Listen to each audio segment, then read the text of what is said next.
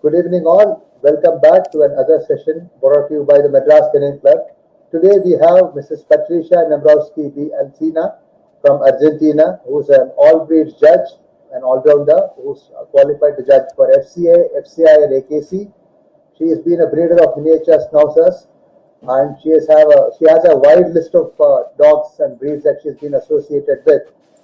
She's been an all breeds professional handler since 1974 till 1985.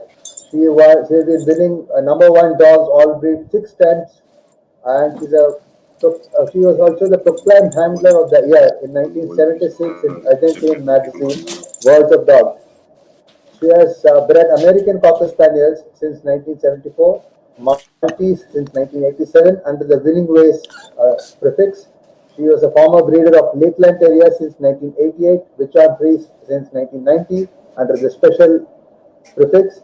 She has been a breeder of Yorkshire Terrier since 1985 under the kennel Nugwell, and she is currently into Airedale Terrier since 1985 under the kennel name Nugwell, and also miniature schnauzers and wire fox terriers in 1988. She also into wire had miniature Dachshund since 1993, Welsh Terrier since 1998, and Chinese Crested since 2005 under the kennel name Special. She has had multiple champions, and she has conducted multiple seminars across various institutions and doggy fraternity activity places, and she has judged in all five continents and multiple important events. So welcome on board, Pat. How do you feel about joining us today for this session on the miniature schnauzer? Jay, I'm delighted. I'm really delighted. I have to say, I congratulate people like you and organizations like the Madras Canaan Club because they bring a new way of doing the dog game and increasing our knowledge. After this year of pandemic, I shouldn't say after, I should say since we still are in the middle of a pandemic, and all the restrictions in traveling and our subject, dog showing. This is a wonderful way of keeping in touch, keeping communicated, and learning, because learning is a never ending experience, and we need to listen to everybody because we can learn from everyone. So thank you so much. Thank you, Pat. We are delighted to have you on board. So let's get started with the session. We will start with the first question. There is a usual question that we ask everyone. So can you brief us about how you got started with the purebred dogs, and especially about your association with the miniature schnauzer breed?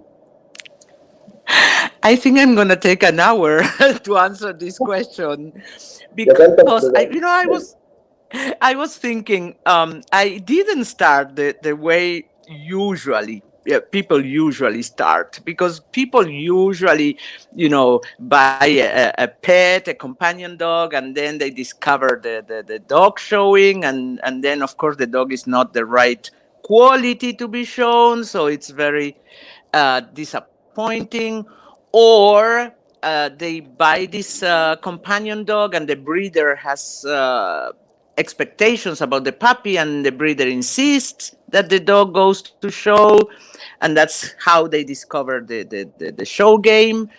Or like my son, they are born in a home where both parents, are show people. Well, it was not my case.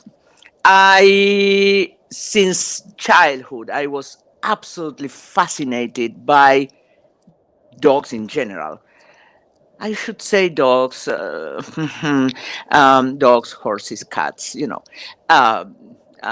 birds, canaries, but purebred dogs in particular. And I used to buy books, but being such a such a young kid, and as soon as I was able to read, that's what I was interested in reading: purebred books, purebred dogs books. And then at home in Buenos Aires, the the news every Monday used to publish the picture of the winner of the dog show on the weekend. And I was so frustrated. I always wonder why they don't let us know in advance that there's gonna be a dog show so I can go. Well, anyway, finally, and when I was about 10 years old, finally I found out about the federation, the Argentine Federation of Dogs, and which is the FCA. And I knew about the dog show, and my parents didn't want to take me, but I asked the maid to take me. And I got absolutely hooked. Oh my gosh, I remember she was buying the ticket to get into the venue, and this Afghan hound came. Oh my gosh. And this Afghan hound came, crossed in front of my eyes, and I was absolutely mesmerized. Oh my gosh. I closed my eyes, and of course, 53 years passed by since then, and I still see this beautiful. I don't know if it was beautiful. For me, it was beautiful. This beautiful Afghan.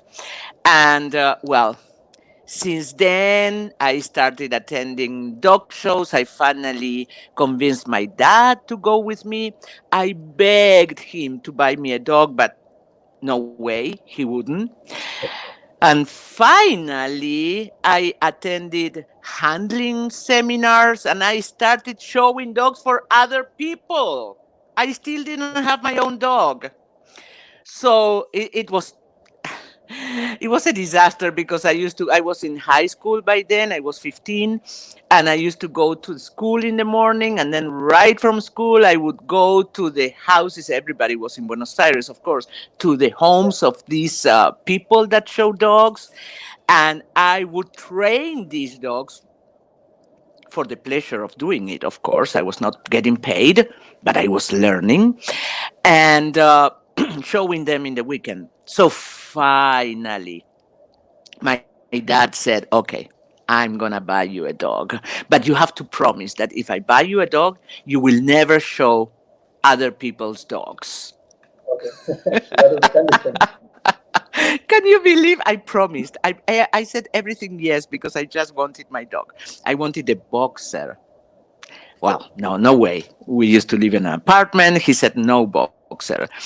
And I said, okay, if it's going to be a small dog, it's going to be a cocker. If it's going to be a cocker, it's going to be an American cocker. And if it's going to be an American cocker, it's got to be one from Dr. Adolfo Spector. Because by then, of course, I was so immersed in the dog game here in the field that I knew who was who. I knew where, to buy a good one.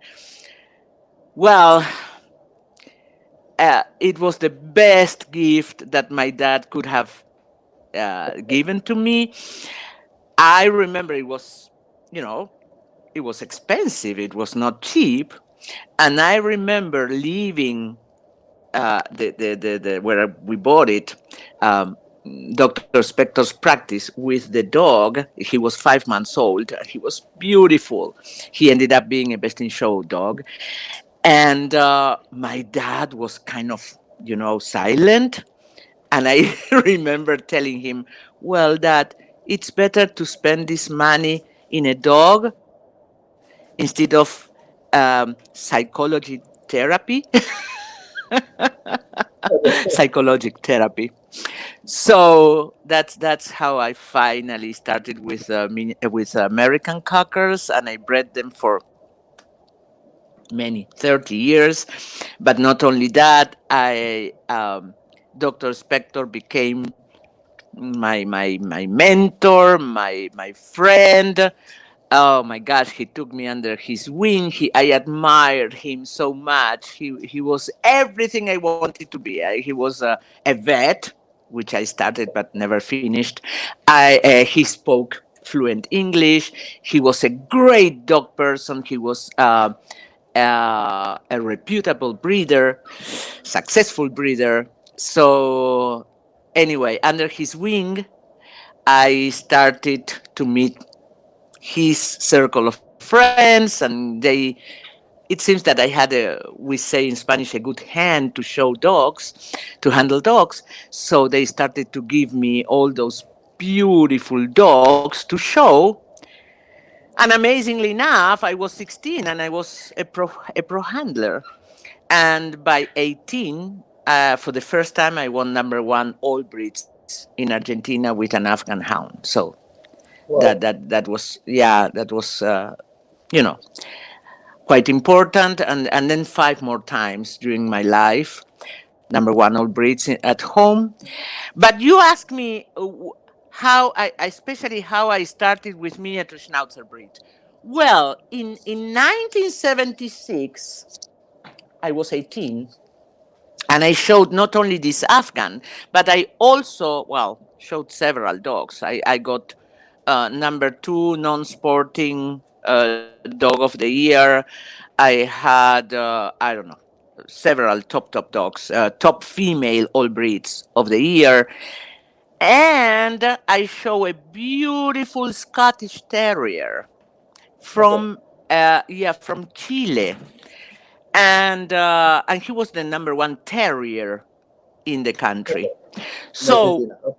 in Argentina, yeah. So when the year was over, the owner, breeder owner of this dog, was so delighted with this kid that had shown her dog that she said, "Okay, I want to present you with a dog. Just pick the breed, and I'm gonna give you a good dog." And I had seen videos of Westminster, and I had seen miniature Schnauzer breed, and I was absolutely, absolutely in love with that breed. They looked like, they look like little machines moving, all so beautiful. So I said, a miniature Schnauzer. And sure Okay. enough, she sent me Nino. And I think you have the picture, the photo of Nino somewhere. Yeah. Um, It will share it. uh, Okay. Magallanes Pepper. Yeah, please. He was my very first. Yeah, that's the one. That's the one. My very first miniature Schnauzer. You can see how young I am, and you can also see that he was not that good of a miniature Schnauzer. But never mind. I loved him very much. His temperament was absolutely amazing, and he was a great show dog. And he finished. I was able to finish him.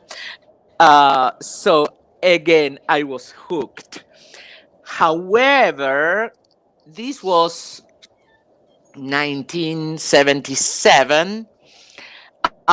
It took me 20 years to really, no, no, sorry, 10 years to really get my first, top quality miniature Schnauzer. Okay. And yeah, because what happened, uh, I had some friends here, and they were absolutely, um, crazy for miniature schnauzers. And I said, "Yeah, I am too. So let's do a joint venture and let's bring a good one." And that's how I met my great friend Carol Weinberger in the States. Because, and this is interesting. This is another interesting story. I attended my first Montgomery, Okay. 19. Uh, Actually, that's not exactly true. It was 1988. And I was already married. So my husband and I went to Montgomery, and I was determined to buy a good miniature Schnauzer. So I sat at the ring. At that point in time, there were three shows, 3 days, Montgomery weekend. For whoever doesn't know what is Montgomery, Montgomery is the terror show in the States, one of the terror shows worldwide, and definitely the main uh, specialty show for many breeds, including miniature Schnauzer. because in the States, miniature schnauzers compete in terrier group. Very good. States and Canada, only those two countries. In the rest of the world, except UK, now I realize, they compete in working group. Anyway, I sat at the ringside, catalog in hand, and uh, 6 to 9 puppy males. I was very pregnant, by the way, 6 months pregnant, and it was extremely hot. And I saw this beautiful puppy, 6 to 9 puppy male, and I thought, oh, that's the one with the kind of movement I want. He placed third in the class, and as the lady left the ring, I tried to follow her, but it was so hot, and I was so very pregnant. I lost her. I lost her in because this is a show that thousands of people attend. So in all the crowd, I lost her. Oh well. So I went back to the ring, and I kept watching, and nothing really caught my eye until open, when Okay. I saw this beautiful dog again, the same kind of movement I wanted. And this time again, the dog went third in the class, and this time I was able to follow this woman to her motorhome. So I Okay. waited for her, and finally I mentioned to her, that I was interested in this open dog. And she said, "Oh, I'm so sorry. He's already sold to Japan or something like that." And I said, "Oh my gosh, I'm so disappointed because, to be honest, I only was interested in two dogs, this open dog and the puppy that went third in 6 to 9." And she said, "Oh, that's mine too." So, interestingly enough, the two dogs I had liked were both bred by this woman, Carol Weinberger, Bandsman Miniature Schnauzers. So I went over the dog. Well, when I went over him, um, the head was not exactly what I wanted. He was, a little heavier in head. Yeah, beautiful body, but I was looking for a very special dog. So she said, "I have puppies at home, so why don't you follow me when we are done?" And we did. My husband said, "Oh, Patricia, do we really have to follow this woman all the way to Washington?" This was close to Philadelphia. And I said, maybe she has the dog we are looking for. Needless to say, we spent the night there, and we became sisters. Actually, she's one of my American sisters, and there was a point, we reached a point where she can have any of my miniature schnauzers, and our dogs have gone back and forth. And if we can show some of the pictures that I have, that I have sent to you, you will some bandsman's dogs. You will see that several are beautiful dogs. For instance, that's Talisman, and that is Carol, and the judge Okay. is Lydia Hutchinson, a top American judge. And Talisman ended up in Argentina when he was about 8 years old, and he was such a great producer. I'm very thankful to this dog and his breeder. Um, anyway, whoever you can show, that's Mitchell. That's yeah.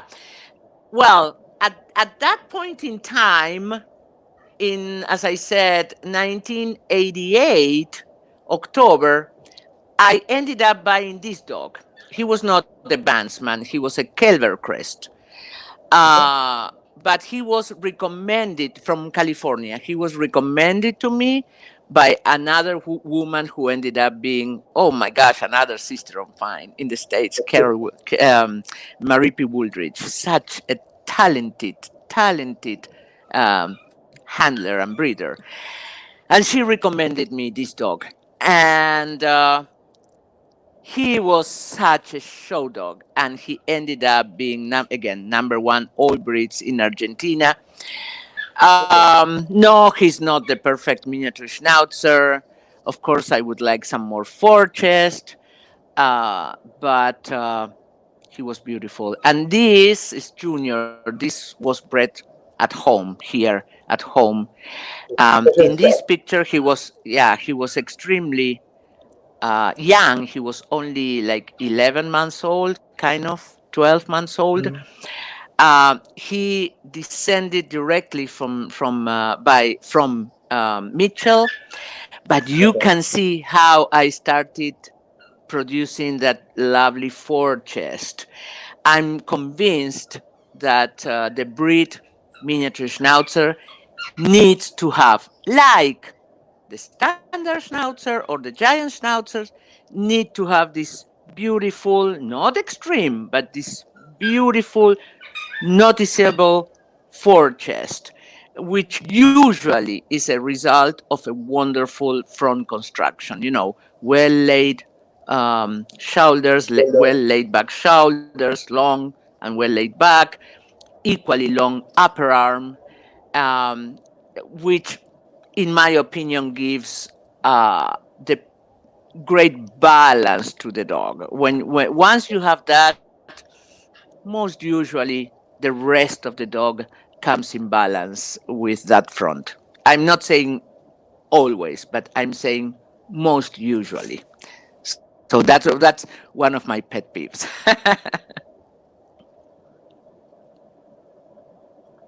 Wonderful. You want to see other pictures? Oh, I think we can go to the next Next question. question. Yeah, because you yeah, you mentioned, you asked me why specials. Yeah. So Um, you're calling it a specials. What is the significance behind it? That is the question. yeah, well, the meaning of the word in English is obvious, specials. Um, but as usual, I have a story. As you already know, I was single. I was very young, and I started with American Cockers, and so I thought and thought and thought about my kennel name because it was going to be my baby. You see, it was going to live with me forever. So it had to be a very meaningful name. So I came up with Winning Ways. And I think there is no need to explain why I came. Can you imagine? I was young and full of expectations. So, of course, Winning Ways was my kennel name. Um, but then I married. Then, when I was about 28, I married another dog person, Roberto Alsina, who was an Airedale. Mhm. And he came with his own kennel name, of course. And it was Nagual. It is Nagual. Nagual Okay. is a native language from Argentina Okay. word, and it means the animal that follows the human being, the person, and becomes the inseparable companion. Okay. That's the meaning of the word Nagual. But then, of course, we married, and we continued with the Airedales under Nagual kennel name. We continued with my American Cockers under Winning Ways kennel name. But then we had our dogs, like, Okay. for instance, miniature Schnauzers and Lakeys and Welsh and many others. And I thought and thought and thought and thought, and I said, oh, okay, so we have special dogs, we have special people. Let's call it specials. And that's Definitely. how, yeah, that's how. So I registered it when I brought the first miniature Schnauzer. So I'm sure that was 1988. Yeah. Okay. Wonderful. So we go on to the next one. So you have been associated with American Cockers for over 30 years and then with Terriers. How come your heart swayed towards the miniature Schnauzer? I think you kind of explained that earlier with the handling of the Scottish Terrier, but still we'd like But I, to understand. but I would like to mention one more thing. You have to understand, I was not only we bred several breeds because my husband was so doggy. I lost him 7 years. We lost him 7 years ago. But and of course he married me, and I'm passionate about all dogs. I love them all. And so, due to our frequent trips to the States, we used to fall in love with a certain dog, and we would just bring it home, to show. And then, of course, you have this wonderful dog. Of course, you breed it, you see. So that's how we ended up breeding, I don't know, Bichon Frise, Chinese Crested, miniature wire-haired dachshunds. That those were my sons when he was 5 years old. Um, Maltese, Yorkie. I don't know if I'm missing one.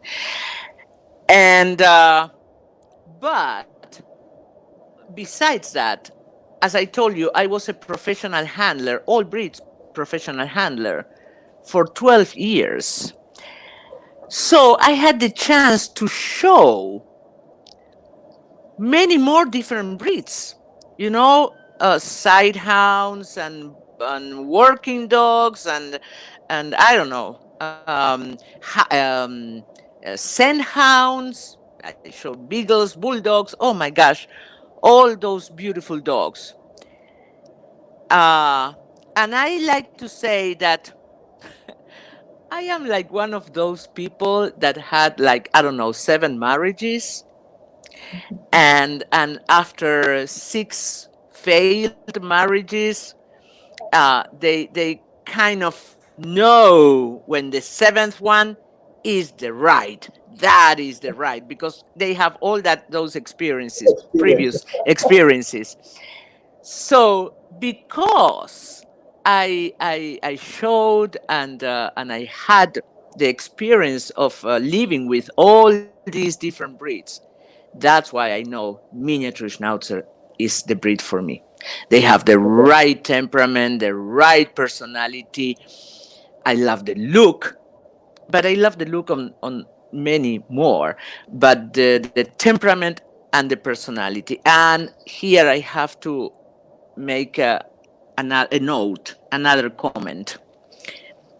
I like the temperament and personality of my bloodline, of Okay. which is Bandsman, Alkelvercrest, and Solvay combined, because again, judging in so many different countries and getting to know all kind of different miniature schnauzers, there are some of them that I don't really like the temperament. They Okay. bark too much. They tend to bark too much, or they are a little hyper, a little Okay. more terrierish.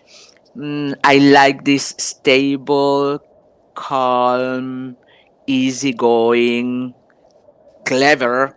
Because they pay attention, they follow you. They really want to know what you expect from them. Uh, and of course, they are an alert dog too. They will pay attention what's going on if somebody rings the bell in the front door, or I don't know, if something happens. But they're very stable. I love that temperament. So this is my breed. Thanks for sharing the insight into the right kind of temperament that needs to be in a miniature Schnauzer, because that is very important. We will move on to the next one, which is again a question pondering to why miniatures. So, why did you prefer the miniature Schnauzers over the standard and giant cousin? Why miniature? Well, again, I love them all, and I certainly love all three. But they're quite different. Hmm? Besides the obvious difference, which is the size, of Right. course. So to have a giant, you really need to have lots of space, an open property so they can have some exercise. I like to have the dog. My dog sleeps over my bed. I have to confess that, and I couldn't see myself sleeping with a giant. And the standard, they are the workers of the three. They are a little more independent, I think, um, and they are the dog of one owner. I have that feeling. Okay. So I really like the temperament and personality and attitude of the miniature schnauzers. Plus, and this is also an important plus. Oh, I love the look. Oh, those legs and the beard, and once you have a properly groomed miniature schnauzer, oh my gosh, is a creature, a beautiful creature. So yeah, yeah, that's. I'm sorry if I show a little too much love for my breed, but I understand. That's how we are passionate about one breed beyond others. So, okay. So now we go to the next one. All three varieties of the breed are classified under Group 2 under the FCI system, whereas the miniature schnauzers are shown in the Terrier group in AKC and Utility group in KC. What are your views on that? you know, I feel that there are a few breeds that suffer a lot, Okay. type wise, because of the difference in style in the different continents. And Okay. of course, out of the top of my head, we can mention uh, Springers, English Springers. We can mention Akitas, which ended up being separated in FCI, Mhm. but in the States, there is still one breed. Um, I can mention miniature Pinscher, of course, and and of course we have the miniature Schnauzer. And I feel that the main reason for this big difference is exactly that, the fact that they are showed compete in different groups, Mhm. because it is not the same conformation wise. It's not the same a dog in the terrier group compared to a dog in the non-sporting group compared to a dog in the working group. So let's say, for instance, in the States, they compete in terrier group. And I know, hey, most of my dogs are Americans. So, and they have the fur chest and they move and they have the wonderful laid back shoulders and the wonderful ribs. So I would say that you can find these proper style dogs in the States, most usually with older breeders. But the point is that most of the times they are judged by terrier judges, you see? So I'm not talking specialists. I'm not talking breeder judges. I'm not talking all Okay. rounders. I'm talking specifically terrier judges that come from other terriers, that come from, I don't know, let's say Fox or Lakey or Welsh, you see? And they have this style of dog in their mind, Mhm. and they have this dog that is compact, very, very, very short coupled, and not necessarily a lot of reach and drive. So you end up, or they end up, their winners end up being what we call terrier type schnauzer. But then you have the judges that come from working group, Okay. and they end up, and I'm talking in general, I'm not saying that all of them, but generally speaking, you have the judges from working group, and they choose what we call the the schnauzery type. Okay. And when you think of these two types, styles, uh, terrier style versus schnauzery style, terrier schnauzer versus schnauzer, I think that the name tells you what you should Look for choose. answers. You see, so I always say that never mind where they are shown, there is only one correct style, or I should say type, of miniature schnauzer. Yes, there are a few differences, very few, in standard between AKC standard versus FCI standard, which is German standard. And the main differences, I would say, is again in the movement. AKC want miniature schnauzer to move like a terrier, like a wire fox, with the front perfectly parallel, from straight down from the elbow to the foot. You see, perfectly Okay. parallel. And in FCI world, we accept and believe that any dog, the minute you increase a little bit the speed, the legs tend to converge to a single lane. Doesn't mean that they will cross over, or elbow out, or uh, in a single move in a single lane. No. But they show the tendency, and from a conformation point of view, from a nature point of view, that is only the right thing to expect, because when we run, our legs go to the center line. And that's why in the States, they barely trot, the dogs, because the minute you go faster, legs tend to converge.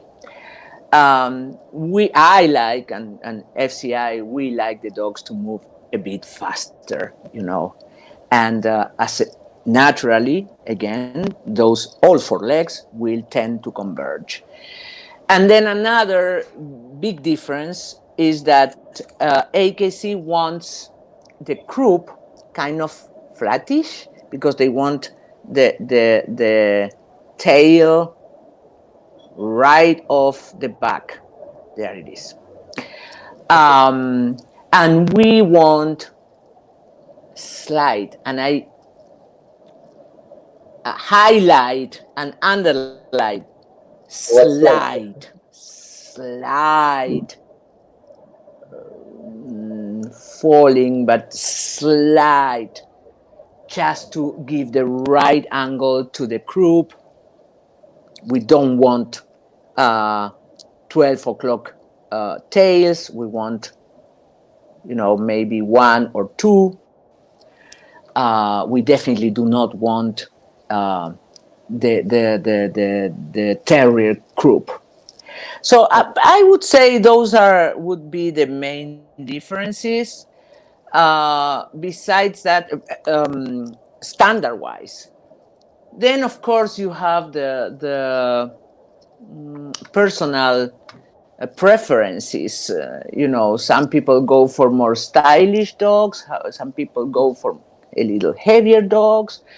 But standard-wise, I wouldn't say there are many more differences.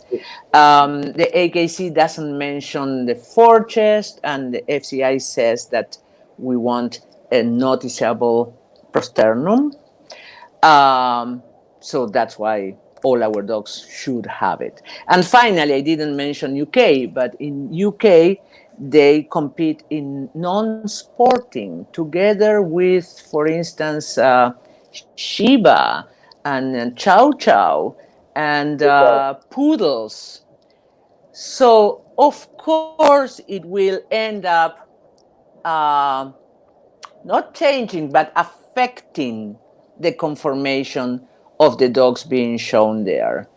Um, yeah, yeah, absolutely. And then finally, and this is something that I feel it's important, of course, you have the fact that in Europe, you have the dogs with natural ears and natural Yes. tail.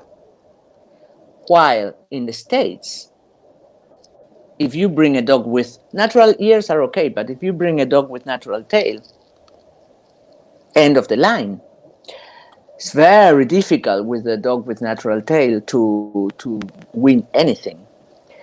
Uh, so that also affects the conformation, I feel, because we are breeding trying to obtain a nice tail, um, uh, a carriage, a nice tail carriage, and in North America, both the States and Canada, they don't need to deal with that because tails are docked.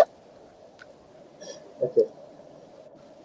So the next question is again linked to this question. I just want to that. It says there are breeders in countries which breed them aligned to the terrier group requirements. Is this correct? Please share your views. Well, I think I already mentioned We already this. did it. Yeah, when I started going to Montgomery, some years I was not pleased with the entry, and again, generally speaking, of Mhm. miniature schnauzers. And some other years, I was very pleased. And that was something that confused me. And then I realized that you have both styles being bred, you have both breeders, joining one or the other style, and it depends on the judge because people know that certain judge will choose the terrier type and they know certain judge will choose the schnauzer type. When I judge, I'm so very pleased because all of a sudden these schnauzer style schnauzers show up. And I'm extremely pleased. And so many times I want to bring home, I would bring home some of my winners. So, yeah, yes, you have breeders and countries, of course, but countries, you have, I would say, breeders more than countries uh, that associate themselves with one style or the other. Yeah, definitely. You can, you know, we always say that a breeder is successful if this person manages to produce cookie cut puppies. You know, you see Yes. the pup or you see the dog, and you know this dog Kennel's was name. bred by whoever.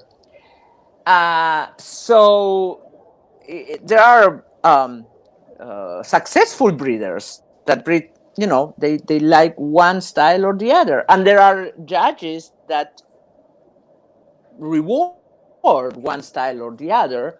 So we have So it's both. a bit of a debatable, controversial angle to it. In sense, as you said, it is a preference of the judge that comes into fore, and then the breeders accordingly show the kind of dogs that the judge wants to see.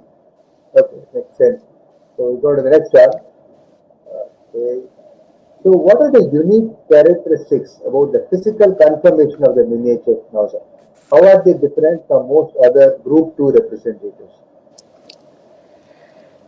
Um, well, first of all, of course, they are a broken coated breed, Mhm. harsh coat, and that is quite unique. So in this group, because when you think of broken coated breed, you will instantly think of terriers, broken coated terriers. But and I have the feeling that this might be the reason for Americans to end up, for North Americans to having end up putting the miniature Schnauzer in the terrier group. Um, but besides the obvious difference of the size, I would say conformation wise, they are quite similar because they are a square breed, short coupled, with lovely, should have lovely front conformation, front build, rear end equally in balance, equally built in balance with that front, sturdy, should have nice ribs, nice forechest, nice muscles, shouldn't have a long neck. No, no.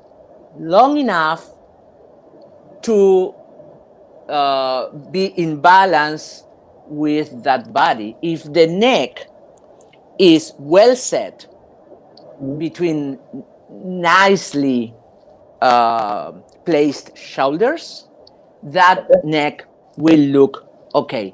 It's not necessary. Actually, a swan neck will be wrong in this breed. Okay. And finally, we want a powerful muzzle with powerful teeth. In spite of being the miniature, we want full dentition Mhm. if possible, and we want a scissors bite. So that is very typical of most of the breeds of working group. Again, we have to think of the origin of this breed because, amazingly enough, they are very related to Dobermans. As a matter of fact, even today, nowadays, in Germany, it's the Schnauzer Pinscher Club. So it was like 7 different breeds with the same origin. So you have the giant Schnauzer with the harsh coat, and the cousin with no harsh coat, with smooth coat, would be the Doberman. Okay. Then you have the standard Schnauzer, which is the middle size, harsh coat. And then with a smooth coat is the German Pinscher. German Pinscher, of course. Then you have the miniature Schnauzer, harsh coated, and its cousin with smooth coat is the miniature Pinscher. Especially when you think of German type. And then you have the Affenpinscher. So all these 7 breeds have a unique origin, and then of Okay. course they have been bred, selectively, and nowadays they are very far away, but not from a conformation point of view. They are Okay. sound, they are healthy, they are capable of moving. They should move easily, with good reach and drive and effortlessly. That with a nice rib cage and nice forechest. I'm sorry if I repeat myself, but this is what we should keep in mind that this is what we should produce. Style, yes, of course. I want a dog with, and that's why most of my dogs are Americans, because yeah, I want the style and the class. I want the beauty. Yes, of course. But I also want the sound dog and the dog capable of working. Yeah. Okay. All three sizes. All three sizes. So we have a Yeah. question from our viewer. There is Mr. Radhakrishnan Swaminathan who asked, there is so much deviation in the hind angulation, with some being very excessive. What are your thoughts? Oh, okay. That's a very interesting question. Thank you so much for sending this question. I always say that the only stupid question is that is not asked. Because when we ask a question, it could be the same question of many people, and also gives the speaker the opportunity to um, give an opinion about this subject. Um, there is so much of Deviation deviation in the hind in the hind angulation. angulation, with some Yeah. being very excessive. First of all, I have to mention something. This breed is groomed. This breed is groomed in a way that many excellent groomers sculpt the dog. So sometimes what we see is not really an extreme rear end, but we see the sculpture dog that the groomer produced. Okay. And if we could shave the dog down, clip the dog down, we would see that it's not that over Excessive. angulated. Okay. Okay. Uh, why I say so? I say this because when you have really over angulated dogs and they go in the ring, it's very difficult for them to move properly Okay. because that overangulation in the rear usually is not in balance with the front. And I would dare to say that usually that front is the opposite. It's kind of straight, Okay. short shoulder and short upper arm. Upper. So the dog does all kind of faults to be able to actually move. So usually those are the dogs that move sidewise, like this, like the crab, or they kind of jump in the rear end because that extreme rear has no room under the dog to go. Or they Okay. do this extreme drive, which is not really drive because I don't know how to, like this. Okay. It's a lot of It's overreach. not really a drive, it's a kick in the air, but does not produce a real step, a real advance. So it's quite difficult to see those kind of dogs in the show ring because once they are shown and they cannot win because they move so badly, usually they are retired. Okay. What we can see very usual is these dogs with lots of furnishings, lots of hair in the back of the hock. I mean, in the back of the rear end, but in the hock, lower part of the rear end, they have like this amount of hair. This is like, oh my gosh, an inch and a That's right. half. Yeah, yeah. Plus the way they cut, in diagonal, and that would be matter of a grooming seminar. They produce this over Excessive. angulated Overangulated. rears. So, to this gentleman and anybody else that is watching, the proof of the conformation is in the movement. Don't pay attention to the dog standing still. Watch when the dog moves. If a dog is moving the way I described before, soundly, easily, effortlessly, with nice reach, equally nice drive, I am doing the triangles that I hope you are familiar with underneath Yes. with the legs. If the dog is producing that and the top line is the way it should be, depending on the breed, and here I'm talking all breeds, depending on the breed, most usually the dog is in balance and is not overangulated. Most usually. So look at the dog. I'm sorry, you have touched another pet peeve of mine, those judges that judge the dog standing still. Mhm.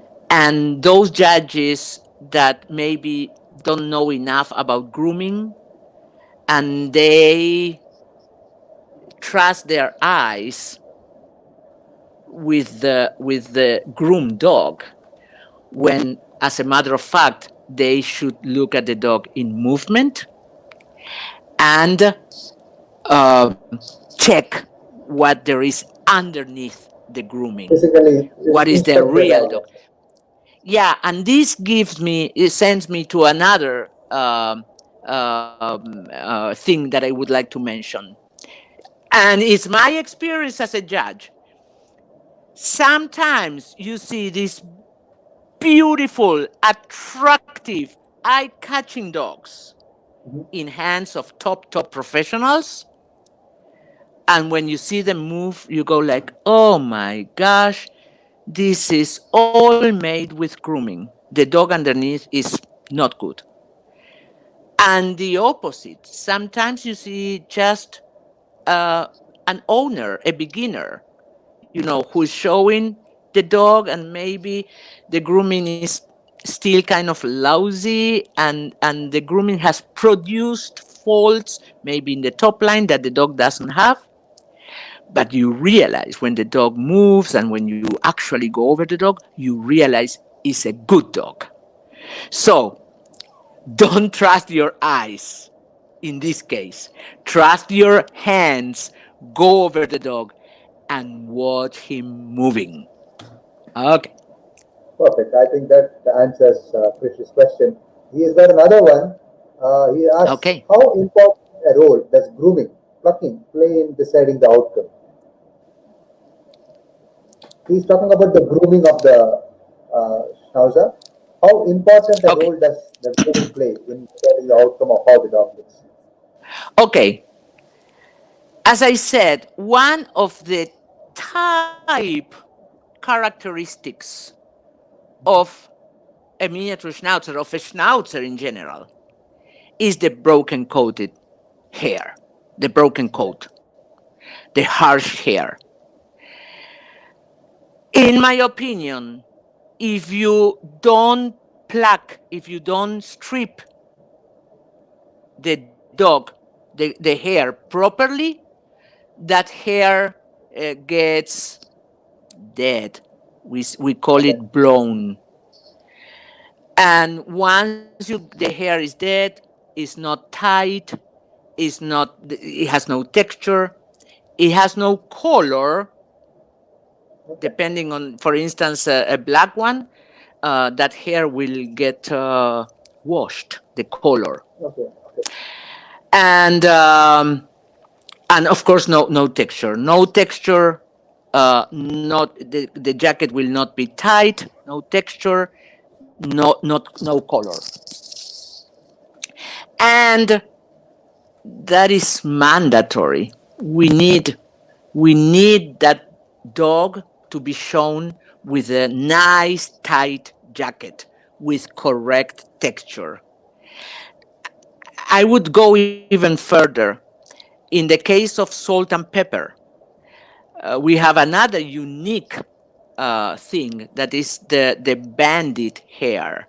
The hairs, the hair is born black and then grows. and there is a band that is black, and then there is a band that is white, and then there is a band that is black. And we only obtain those banded hairs when we strip the dog. That's how we, if that's not the case, that's how we end up with dogs with no banded hair, and dogs with wrong color, and definitely dogs with hair sticking out everywhere. In other words, it's not the tight jacket that they should have. Should have. So yes, yes, it's mandatory. Yes, we need to learn. Maybe this is why the broken coated breeds are not that popular as other breeds that do not need that amount of work. Maybe my late husband used to say that he enjoyed so much stripping, grooming, that after grooming dogs all day long for clients, he would grab his own dog, put it on the table, and start pulling hair. Plus, it's a very creative job because you are actually sculpturing a dog. You are. By grooming it, you leave hair when you want more. This is a subject for another seminar, but you study what is the perfection, the ideal dog, and then you analyze your own dog, and finally you groom accordingly. So the withers are not back enough. Okay, I will try to develop with hair a neck that goes farther, to the tail.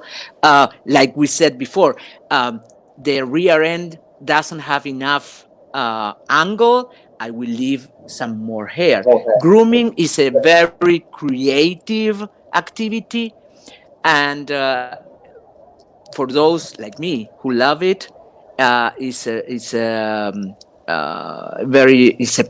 pleasure to do it. Really, I hope I answered your Yeah, I question. answered the question. I think Chris should be happy Good. with that. And we have another one from him, again on judging. So, with height being a disqualification in miniature schnauzers, have you ever measured a dog when in doubt? Yes, of course. Yes, of course. In FCI, the size is more uh, is not so. Uh, yes, you have the 35 centimeters, but then you have one more centimeter, and it's just a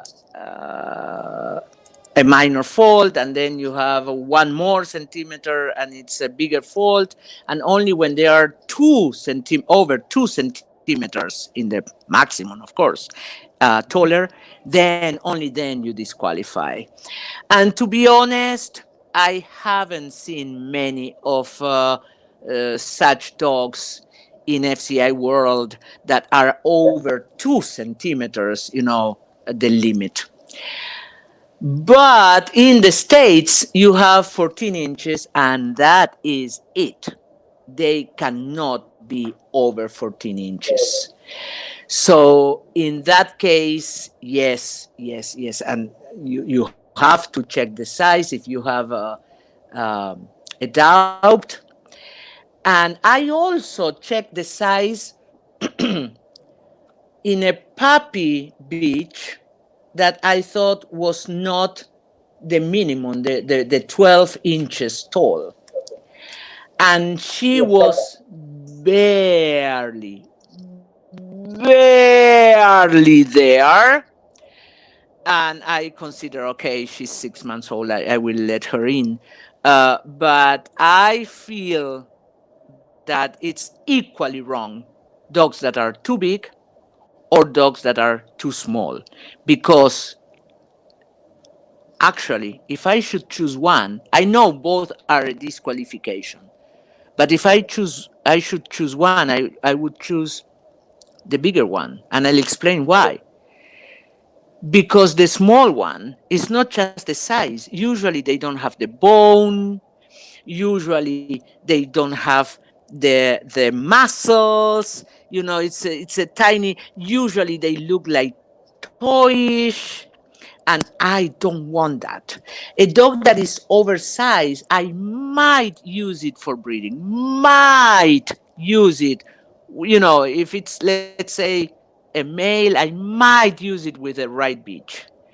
But an undersize, I would never use it. Never No, ever. too many. No, no, too wrong. The style is too wrong. No, that no, no, no, no. Okay. So wonderful. I think that again answers Krish's question. We'll move on to the set of questions that we have. One sec. So yeah, this is our question. What are the unique temperamental characteristics of the maze? How different are they from the standard in jazz? I think you explained this earlier, but still, We already talked about that. Yeah, yeah, yeah. So we so can proceed to the next one. move on to the next one. So, you have been a successful breeder of mini schnauzers and numerous other breeds. What are your beliefs and ideologies when it comes to canine breeding? It is more. The question was more towards the concept of inbreeding, outcrossing, or line breeding in that context, as such. So, would love to hear your views on it. As you already know, I have been in this game during 53 years. And as you may imagine, I have met all kind of breeders, and I have always tried to learn from each and everyone. Mhm. Um, I have met all the extremes and the ones in between. For instance, I have met a person who used to tell me, "Oh, I follow pedigrees. There is this wonderful dog in the pedigree, and I just try to inbreed, and line breed towards that dog, so that dog appears as many times as possible in the pedigree." Okay. And I feel that that person didn't even or take took very little notice of the dogs of the producers themselves. The dogs he was going to breed, mom and dad. Yeah. And then on the other hand, uh, there was this quite famous uh, Afghan breeder. This is many years ago, and she told me, "I never, never, ever go anything except outcross. I Okay. just breed by type." So she would keep the females and would look. She was a great, great judge, breeder judge, and she would travel the world, judging. And whenever she found this beautiful male, she would send her bitch to this dog, always being sure that there was no uh, relationship in Okay. pedigree. So you wanted a pure outcross as such. Absolutely outcrosses. And however, she was famous for producing a certain style of dog, you see. So Okay. she was successful. In my case, after all these years, I feel that the best, like in many cases, is the middle of the road. Okay. So I pay attention to pedigree. I think that pedigree is a great tool that we have, especially nowadays, when we have health tests, Health you testing. see, Right. and we have a lot of information about those dogs that might be dead already that appear in the pedigree. And then I pay a lot of attention up to the actual specimen, Immediate the fire and beach. dam assessment. and the dog. And I try that they combine. In other words, if I have a dog with, let's say, a bitch with, let's say, straight front, well, actually, I would never breed a bitch with straight front. But let's say, I don't know, other feature, maybe the head a little coarser, the skull a little coarser, or the eyes a bit rounder, I would choose a male that is ideal in that department. Okay. And of course, my ideal is always like a line breeding, and from time to time I go out with an outcross only to produce something to go back into my Okay. own line. Because as I told you before, there are many things that I love about this line, temperament being the first one, this soundness and movement being the second one, and I want to keep that. So I bring something from abroad. From I don't mean from abroad. I mean from outside my line, and then go back. Yeah, that's my favorite way of breeding. In the middle way, middle road is the best to stick on to. Like in many things in life, I don't like Very true. extremes. Okay. Once again, I will share a question from an viewer again. There is Trish Faith who asked you. You mentioned that when you bred Junior, you started to develop your strong fronts. What types did you pair to get this? She's talking Oh, about your okay. breeding Junior. Yeah, yeah. Junior was for me was a turning point because that's where they showed up. I remember I had this puppy, and I called my friend Carol Weinberger in the States. There are some other pictures of Junior when he was older, Yeah, and she will put I it think up. it's gonna be interesting to watch. He was being shown in the States and finished his championship in the States. And I remember I called Carol Weinberger, bandsman, and I told her, Carol, all of a sudden, this wonderful four chest has been produced. I'm not sure where it came from. And of course, uh, she explained to me that most of her dogs, again being Mhm. American, had this wonderful four chest. So Okay. it's just I brought this beautiful beach from her, Bandsman Cookie Bouquet, Prissy. Okay. And she came to Argentina as a 6 years old girl, Okay. and she left a litter in the States, and following year she was the number one dam in the States because of the puppies she left. And when I bred her to Mitchell, we that was the start of our bloodline. We produced an all champion litter, Uh-huh. and again, as I mentioned, Mitchell was not the ideal perfect schnauzer, but he had Okay. many virtues, you see.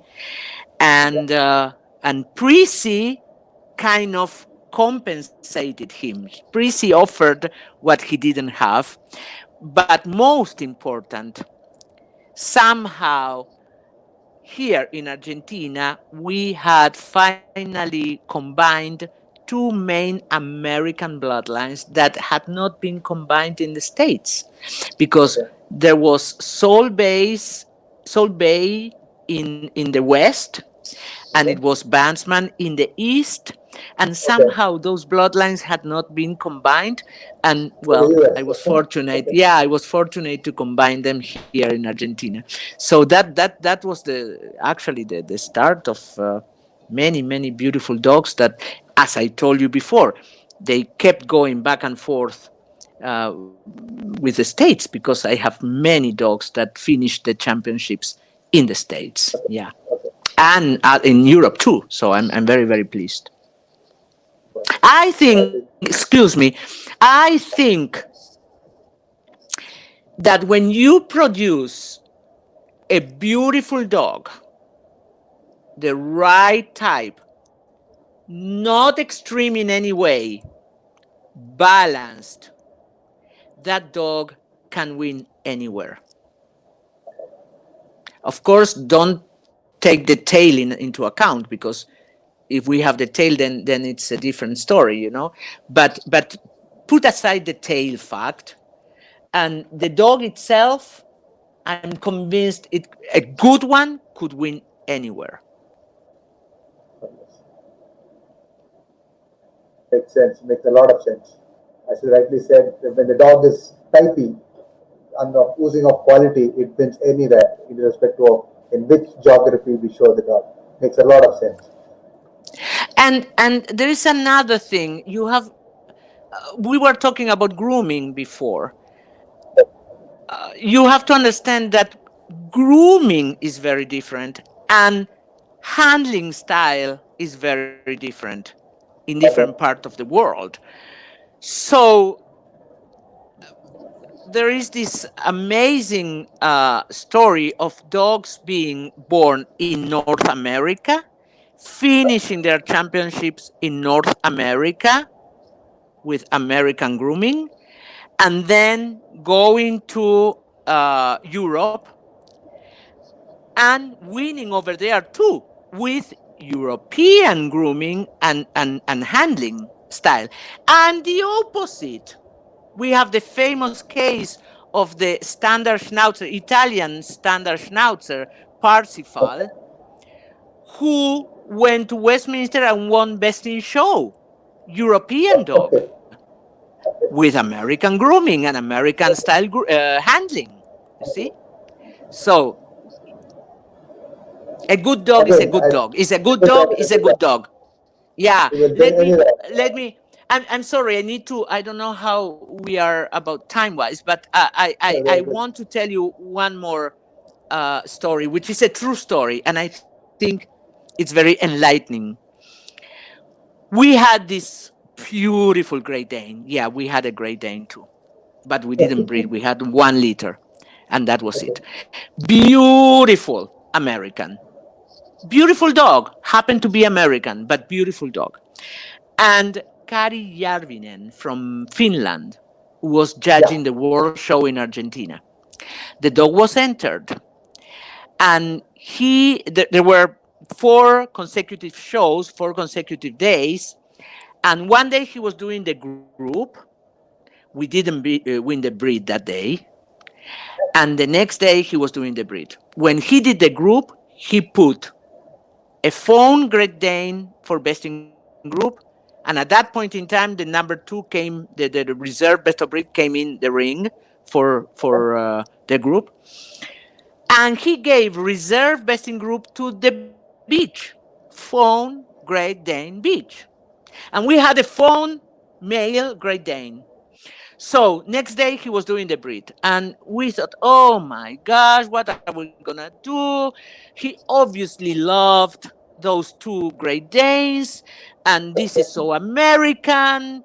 And so we had a meeting. We really did at the dog show in the morning. With I was not showing the dog because he was too big for me. So the handler, our co-owners, my husband and myself. What are we gonna Okay. do? And we ended up thinking, okay, it's the world show, entry is paid, we are here, we lose nothing. Let's show Yes, the dog. Carnival show. The dog won the breed. The dog won the breed over the other 2 dogs that had won group 1 and group 2 the previous day. So as we finished, I approached this man. By the way, at present time, we are excellent friends. But at that point in time, I had no idea. And this was the very first time ever I saw him, the very first time ever I had the chance to talk to him. And I approached him and I said, "Sir, I want to apologize to you." I said, "Why?" And I told him, "Well, I was prejudiced against your judging," and I explained it. And here comes the anecdote of the story. He said, "Oh, you need to know that there are not European Great Danes or American Great Danes. There are good Great Danes and bad Great Danes." And that, you know, that I never forgot. This is, oh, 1995. And I never forgot his words. I mention this in every seminar I have because I'm convinced, yes, there are different handling styles. Think of a boxer or a Doberman in Europe being shown, Rottweiler being shown like this at the end of the leash. And think of the same dog, very same dog, being shown in the States, with free baiting, moving close to the handler, stacked. So there is European handling, different style of handling, different style of grooming, but there are good dogs and bad dogs. And of course, there are exceptions to what I'm saying because when you think again of a English Springer Spaniel, it is a different breed nowadays. And when you think of a miniature pincher, it is a different breed nowadays. And you think of an Akita, and FCI ended up separating those two. Um, so I hope I'm not getting into troubles for saying these things, but that is really my the way of my Okay, thinking, the way I think. Yeah. okay, we will go on to the. I think Krish should have got an answer of you amalgamating those two lines from east and west of US to produce the right front and junior and way forward. So we'll go to the next one from our end. Okay, so here it is. Okay, this is the one. So it is always said that breeding a correct true to type miniature version of any breed is a huge challenge. Be it miniature poodles, be it miniature schnauzers, miniature pinchers. What are your views on that? And does this apply to the miniature schnauzers? Yes, of course. Yes, it does. Yes. The nature wants a dog to be medium size. Nature wants a dog to be similar to a wolf, I think. Okay, Uh, and we breeders go away from nature and fight it and try to produce what we want. In a way, we play to be God because true. we That's true. produce with an ideal.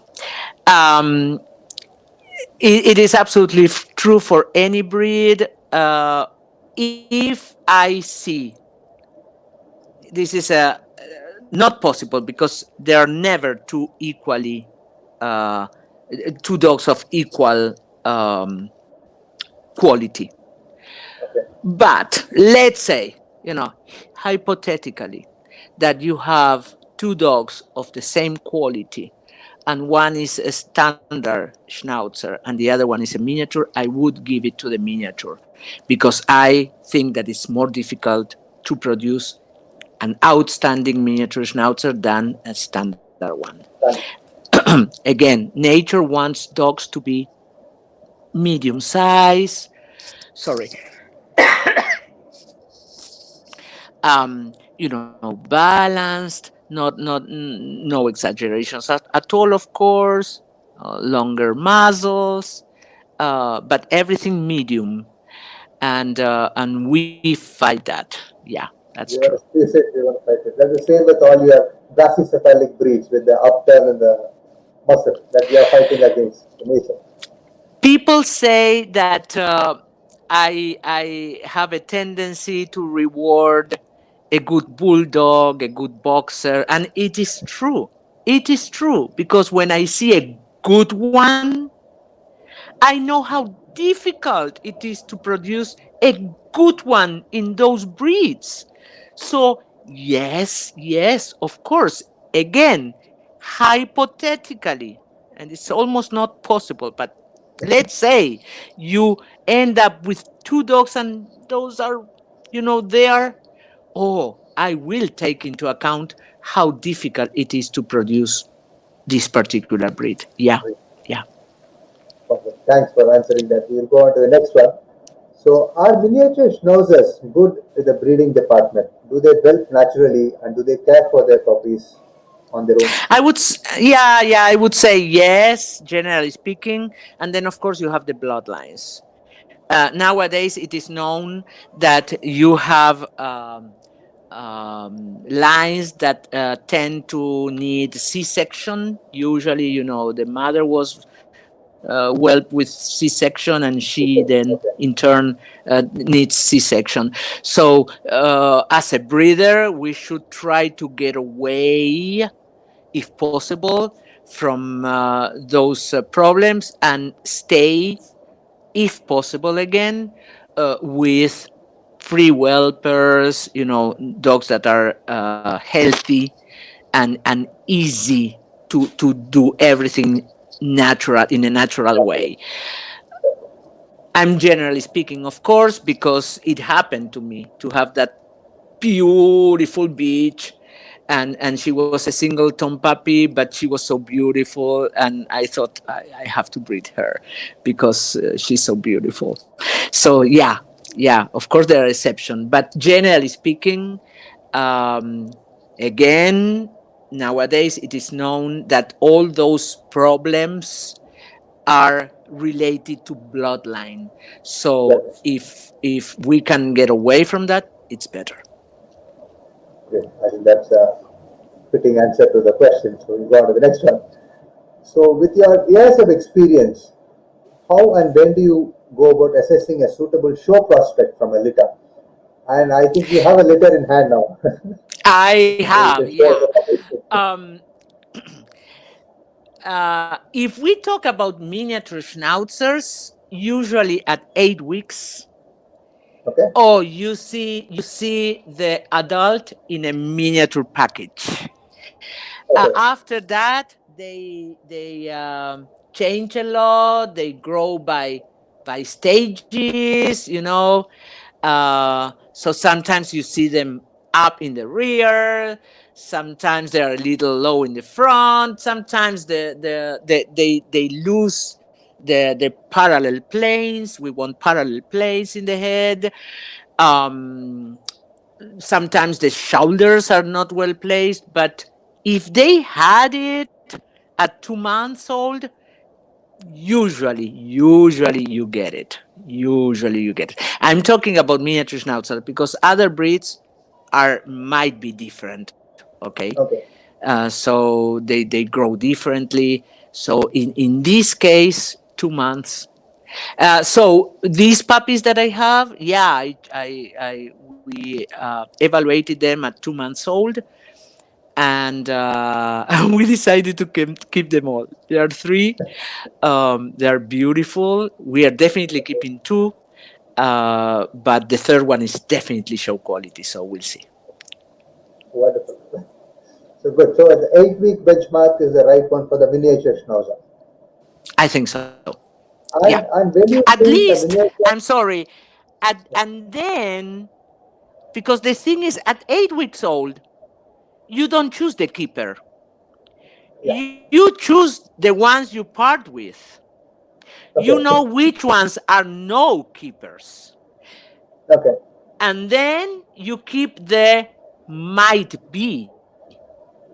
Might be a keeper. Okay. So Okay. you keep it, you groom it. This is at present time that's what we are doing. We are grooming them. On Monday they will get the last shot because the vaccination have has to be complete to be able to go outside. So maybe a week after Monday, we will start leash breaking them and Okay. grooming. And maybe when they are 4 months old, I will examine them again. Uh, uh, by then, the front teeth, the incisors will be changed. I want them to have, the proper Right, Siddharth. bite.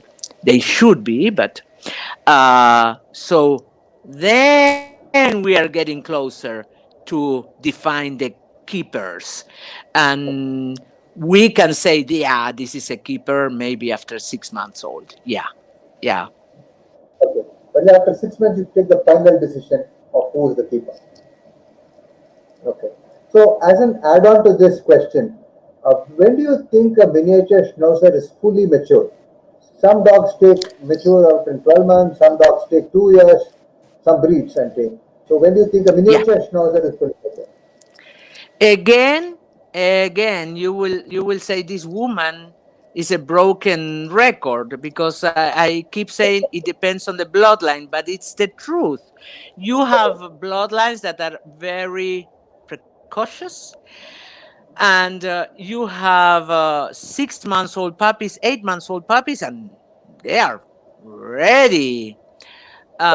With mine, for instance, Junior, he was not ready before 18 months old. He was a slow maturing dog, but usually they live long lives, and not only that, but also they live good lives, good long lives. You see, Healthy life. and yeah, healthy, and so they make wonderful veterans. Those are the dogs that you can show at 8 years old, and they still look great. I was just recently judging in Finland, and I judged the national specialty of American Cocker Spaniels. It was a huge honor for me because it was the 40th anniversary.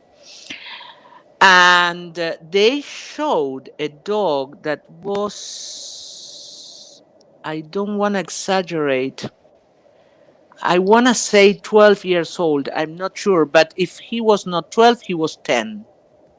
Okay. And I ended up giving him best in show, best in specialty show. He was so astonishing and so amazing that with his age, he was so healthy, so sound, and the attitude was amazing. And I can right now remember another case. I was doing the regional specialty of the Giant Schnauzer Club of Canada. Okay. This is some years ago. And this champion beach came in, and I thought, oh my gosh, this is beautiful. This is going to be my best of breed for sure. And then I didn't know, but it was her father. And he was this shy of 12 years old. And I was going over the dog, and I thought, wow, what a beautiful dog. And I said, something caught my attention, and I said to the owner, how old is this dog? And she told me, maybe a week shy, a month shy of 12 years old. And I went like, what? You're kidding me. She said, no, no, this is the age of this dog. Ah, well, he ended up winning the breed, of course, over his daughter. It was the famous Solo. Solo had been number 1 all breeds. I think he was a very, very famous dog in Canada. And I was honored by having had the chance to judge him. I think that there are dogs that one, as a judge, is honored by the chance to judge it, to go over this amazingly beautiful dog. Very true. I do agree with you on that. Okay, we'll move on to the next one. So, what are the now we'll go to the colors of the miniature schnauzer. So, what are the various colors which are permissible in the breed? Okay. In FCI, this is an easy one. FCI, we have pepper and salt. Oh, here we have great. We have the pepper and salt. We have the black, and these two colors are for all three sizes. And then for miniatures, we also have the black and silver and the white.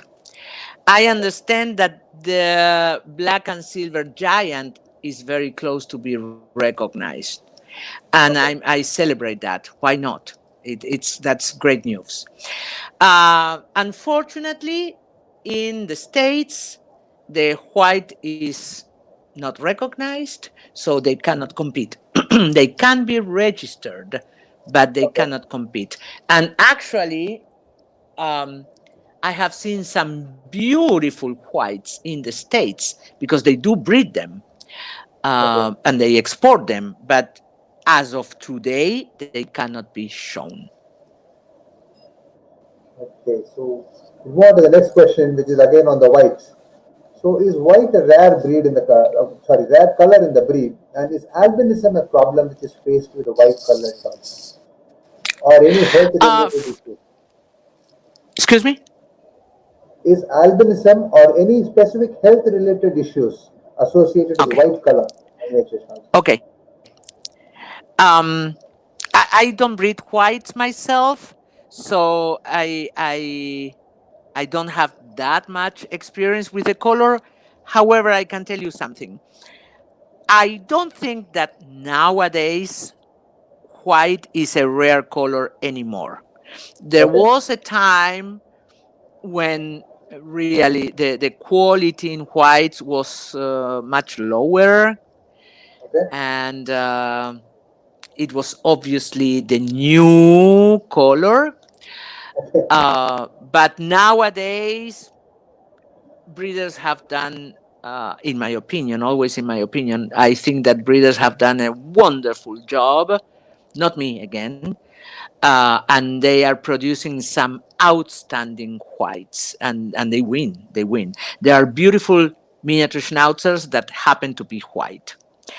Um, I I don't even know about an albine dog, so I don't think that is a problem. Yes, I think there is a problem with pigment because sometimes you see dogs with brownish nose and lips and paws, you know.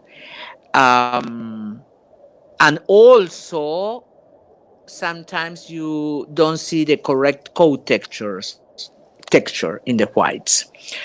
But again, nowadays, thanks to the hard hard work and efficient work of clever breeders, um, we find excellent whites with excellent coat texture and very black pigment, which is a joy, you know. Black rim, black nose, black pigment in a white dog is beautiful. Fabulous. Thank you. So we'll move on to the next one. This is again on the breeding practice. So what is the common practice in breeding miniature schnauzers with reference to breeding parents of two different colors? Is it acceptable or advisable to do so? Again, I, as usual, I will remain in the middle of the road because there was a time when FCI forbade the breeding of different colors. Okay. And nowadays they allow that. And in my opinion, both are wrong. In Okay. my opinion, we should not breed different colors unless we have a certain definitive um, thing that we want to achieve, a reason for us to cross colors. Okay. For instance, in this case, these puppies that I have are Mhm. the product of color crossing. The father is salt and pepper. The mom is a black.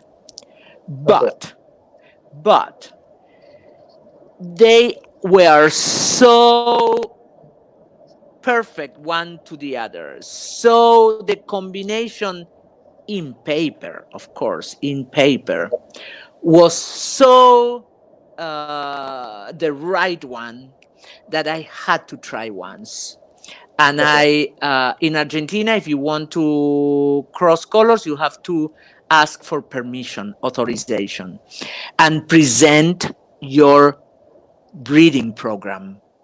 Why? Present your reasons. And I totally agree about that. Actually, that was my idea when I was the head of the breed registry in the club. So I presented the plan and it was approved, and I cannot be happier with these puppies. So far. I mean, they are less than 3 months old or about 3 months old.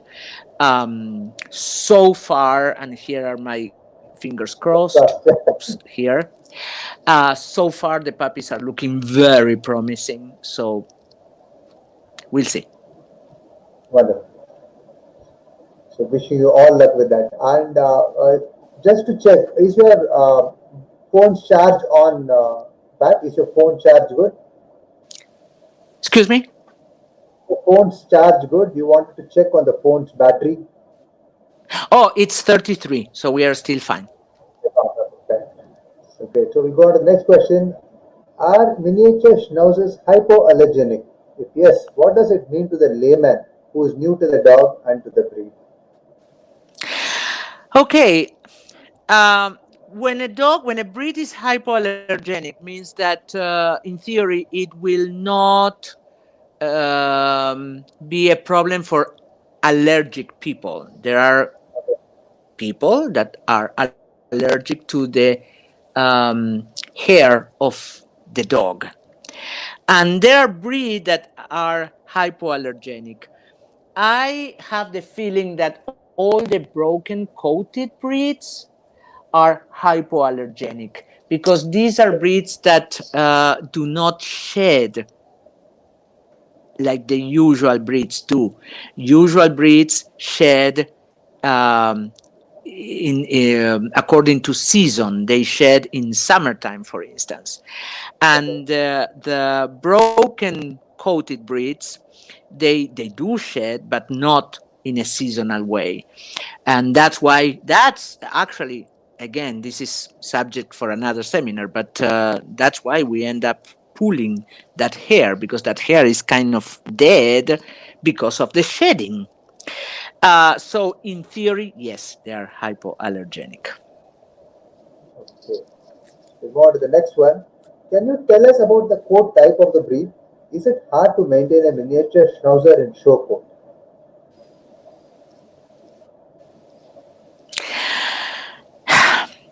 As I already said, they are harsh coated breed, broken coated breed. As such, we need to devote to that coat. I always give an example. If you have a poodle, you can forget about the dog, and one day you grab the dog, you brush the dog, you give it a good bath, you scissor it, you clip it, and tomorrow the dog can go to a dog show. Okay. That's not the case with any broken coated breed. You need at least 2 months of previous preparation to have a healthy coat. And after that, you need to keep working on that coat because otherwise, maybe in 1 month, the coat will be blown. And that's it. You cannot show it. Again, that's matter for another seminar. It's a specialty in itself. You have several specialties. You have in within the dog game. You have the dogs with silky long coats, and you have to brush and you have to wrap. Like Yorkie Maltese. You have the scissoring breeds, like Okay, we I can't see the mentioned, the food. poodle, and that's a bichon. That's another specialty in itself. And then you have the broken coated breeds, and yeah, you have to learn how to do it. You have to learn. Yeah. Okay, while we are talking about the coat, there is a question from Louis. So his question is, do you recommend some type of food that helps to improve the texture of the hair, or best thing is the, or is it totally to do with genetics? Good question again. Both things. We need the genetics. I never know if you say genetics or genetics, but anyway, you know what I mean. You need what comes in the genes, Yeah. and you need the environment and the care that you give to this dog. If any of the two is failing, you will not get the correct, you will not be successful. So you start with a good dog, healthy dog, quality dog. You start with that. Everybody in the pedigree have had wonderful coat texture, and then you have this puppy and you nurture it. You give it the right food. Now, what is the right food? It depends on the dog, because I would say in here at home we give uh, turkey, turkey Okay. based. Uh, but it depends, because, for instance, when we had a famous wire fox terrier that we brought from Italy only for a couple of years, and he was Okay. here. He had been number one terrier in Sweden, and over here he was best in show winner and everything. And yeah, he came and the owner told me, don't give him food with a high protein, with lots of protein, because then he became allergic and the skin was not healthy when the food I was giving had a lot of protein. So we had to look for this particular food, good quality but low protein. But currently, and with my schnauzers, I give a food with I don't remember the percentage, but it's a high percentage of protein. Yeah, yeah. But you recommend, at least from your kennel and your standpoint, you recommend commercial dog food, kibble, or is it?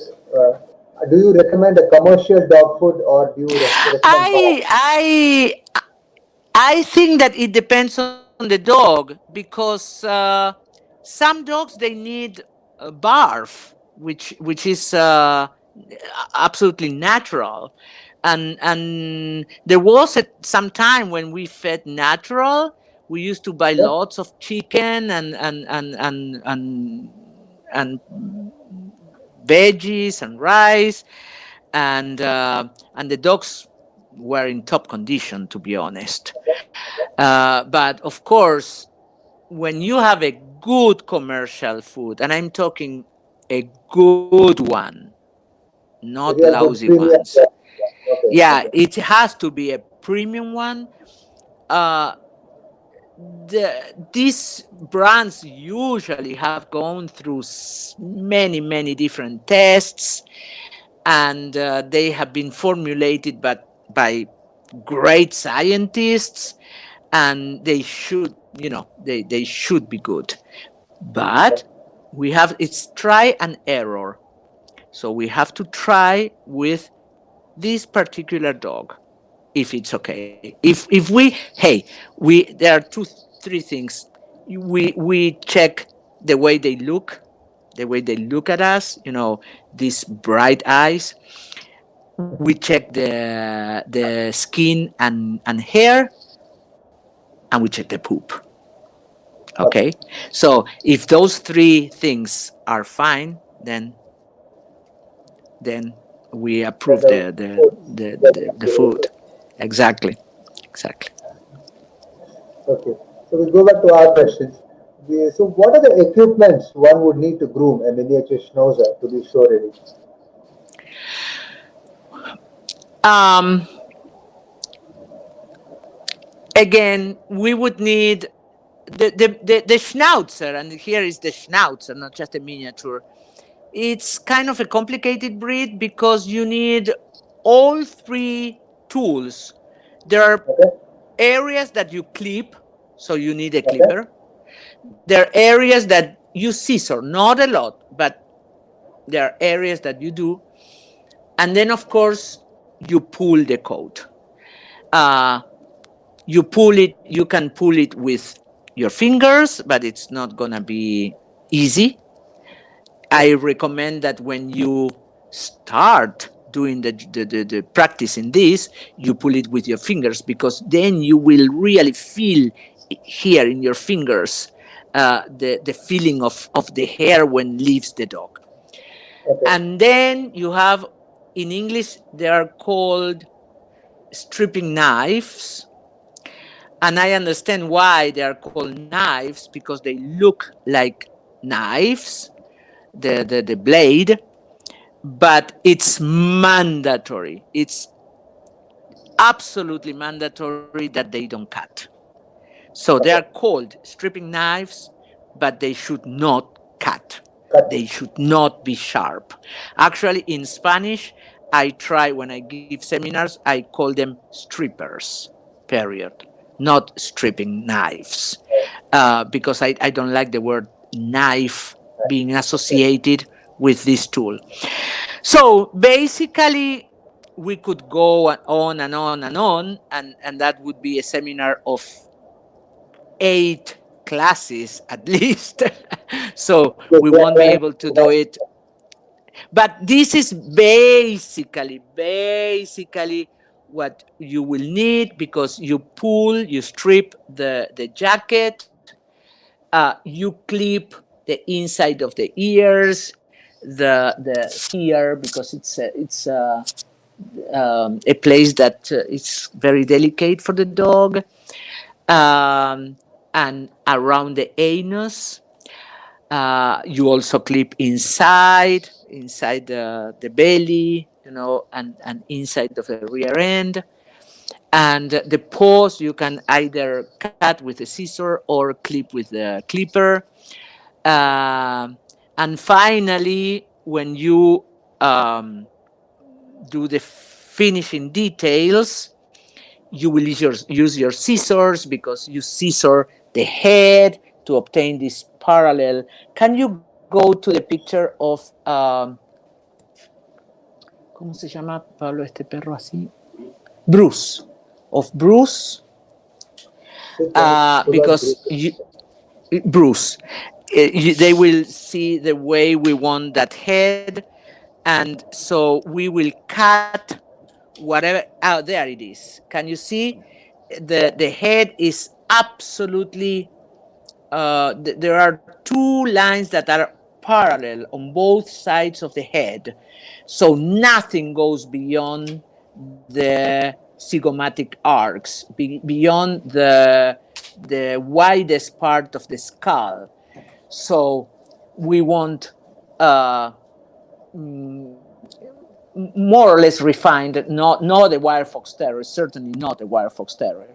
We want a schnauzery head, but we don't want it too broad, and we want equally substantial muzzle, and you can see that. And you do it with the scissors. You see, you clip the zygomatic arcs, Okay, so the hair is very very close, and then you clip the beard and clip the uh, eyebrows to obtain this look. And okay, finally you will scissor. Did I say clip? No, you scissor that.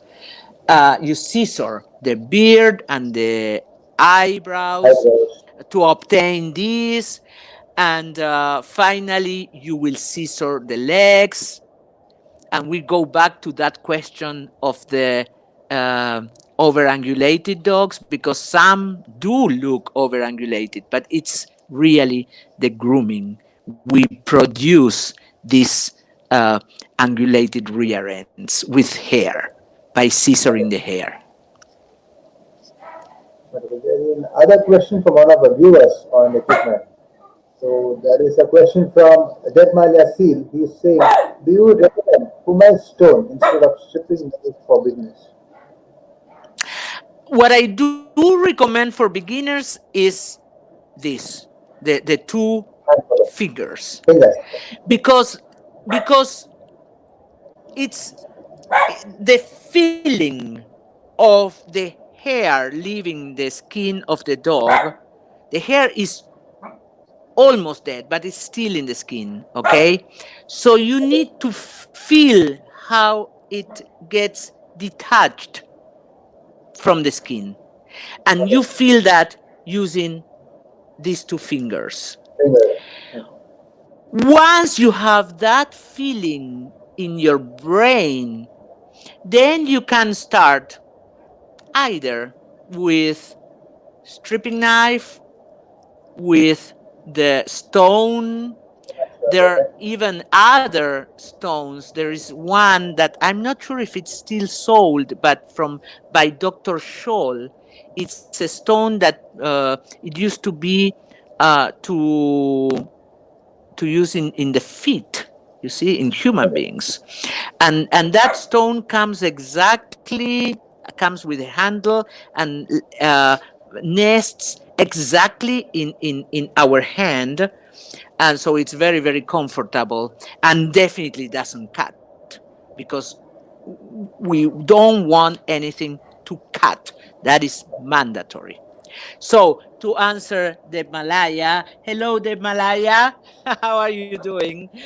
He's a good friend of mine. To answer his question, yes, of course, you can use the stone, but again, I would start with the fingers. Fingers. Okay. So we have another question on grooming again. So there is one from Gaurang Taneka. He says, is it a good practice to strip the leg to achieve post-tattoo? With schnauzers, and specifically with miniature schnauzers, I wouldn't say so, Okay. because we want the legs well full, you see. And if we cut them short enough, and certainly if the dog has good texture to start with and good density from a pedigree point of view, from a From genetic the point of view, then you will obtain the nice thick legs. Now, if we are talking of other broken coated dogs, breeds, like for instance Airedale, Wirefox, Welsh, Lakey, um, Jack Russell, in those cases, yes, definitely. You also pull the hair of the legs. Yes. Miniature Schnauzer, once you pull the hair in the legs, the new hair is absolutely harsh, like the one in the jacket, and it okay. takes forever to grow. So Okay. I know at least two people that tried that, and they regretted that very much, because then the hair never grew, took forever to grow. Yeah. Okay. So I think that answers Gaurang's question. So we move on to the next one. So what would be the best shampoo and conditioners which you would recommend to maintain the unique double coat of the glue? You have the legs, the furnishings. Furnishings would be legs, uh, belly, chest, I should say, and beard. Uh, for those, you will use a regular, good, good shampoo. One shampoo that would um, uh, put back the oils that we take off by washing them. Okay. So, and we use conditioner too, not a lot. not a lot, because a lot of conditioner may end up making the hair too heavy, and will not stand up the way we want. Okay. Now, that is the furnishings. About the jacket, we don't wash them that frequently. First of all, it doesn't get dirty. Usually, why would a jacket get dirty? So maybe once a month, and certainly before a dog show, we wash it. And we wash it with the most neutral shampoo we can find. And of course, no conditioner. Needless to say, Okay. no conditioner. And don't use warm air to blow dry that jacket. Got it. You can use cold air, or you can just brush that jacket until and leave it in the crate, for instance, until it dries. But don't use hot air, because that will help, in a bad way, the hair to get blown. Okay. So it will So, diminish the life of the jacket. so if you don't blow dry, we can use a towel.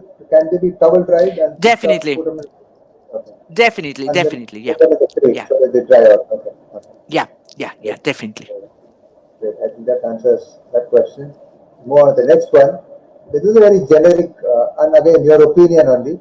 Which countries, according to you, are breeding true to type, true to the original type miniature schnauzers?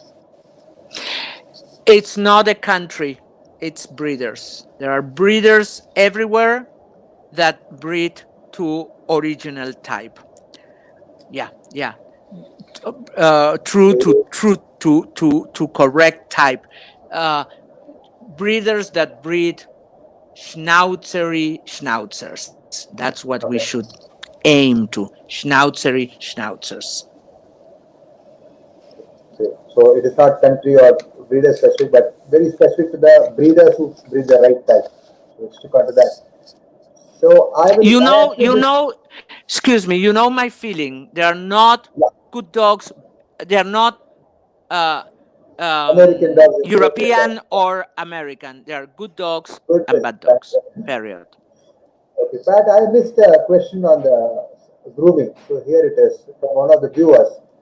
There is one, Ms. Priyanjali Beige, who's asking, how much does the psychology of a groomer make a difference when it relates to touch with a dog he or she is grooming? You are a I, groomer also, I, so excuse me.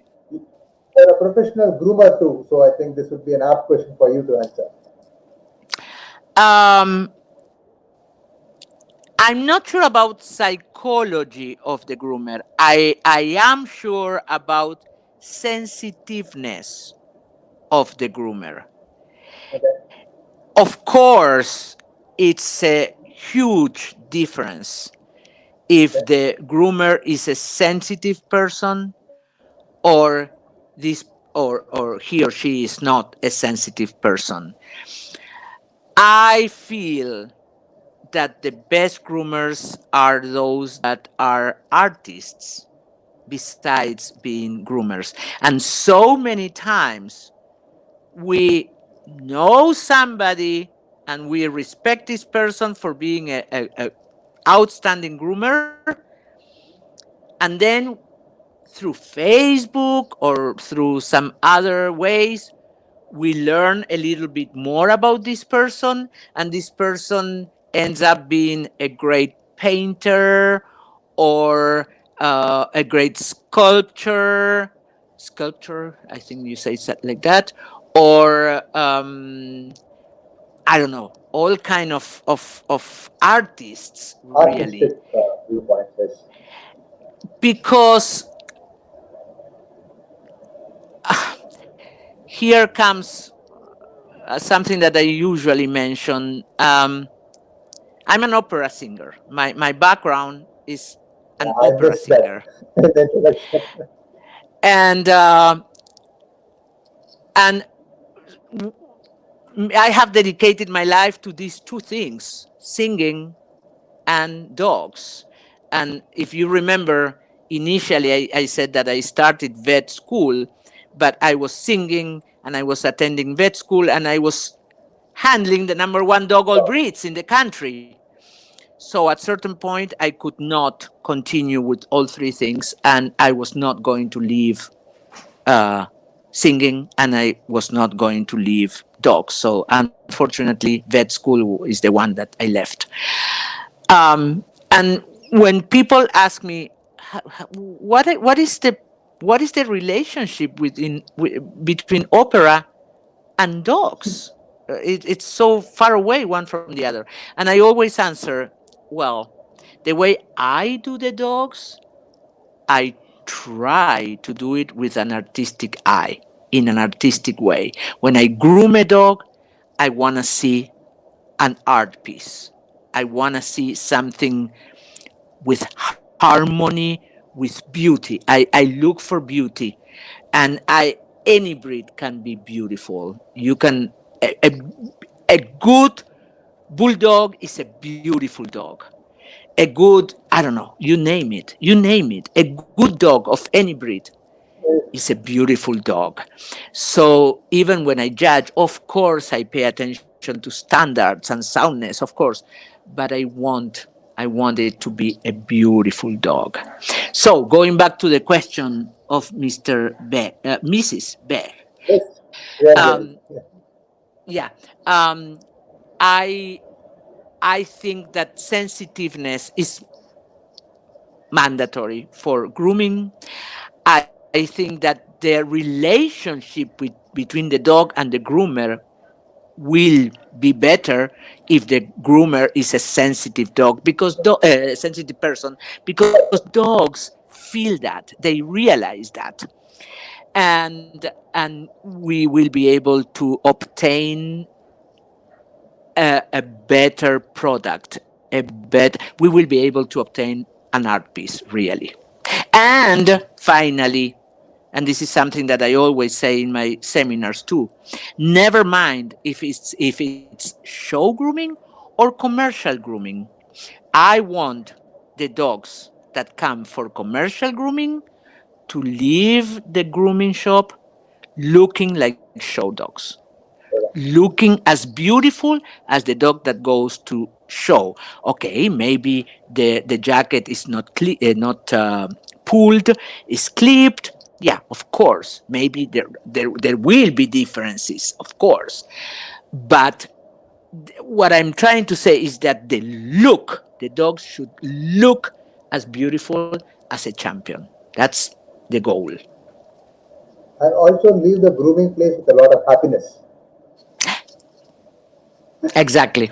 Exactly. You should feel joy in coming to the groomer's place. I think that is another important thing, isn't it? Wonderful. Exactly. We'll move on. Thanks for answering that question. We'll move on to the next one.